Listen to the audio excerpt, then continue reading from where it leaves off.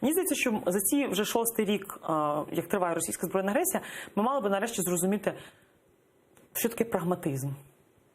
І розуміти, що для нас Північний потік-2 – це відкривання можливостей для Росії повномасштабного вторгнення, бо вже таких запобіжників не буде. І для Європи, яка отримуватиме спокійно газ в обхід України, і для їхніх споживачів, тому що багато політиків, чому вони так нам дуже допомагали європейських в 2014 році, 2015?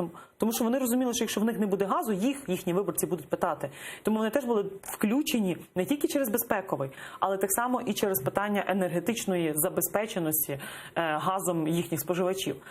От тому зараз ми повинні насправді зрозуміти, що ми фактично, не дозволяючи Північний потік-2, ми рятуємо Європу. І треба просто вміти правильно вибудувати аргументацію, щоб переконувати і шукати тих союзників. Тому що те, що Німеччина стане енергохабом, і дехто вже каже, так Німеччина потім буде цей газ перепродувати, бо їй стільки не потрібно для країн Центральної і Східної Європи, для тої ж самої Чехії, Польщі навіть і так далі.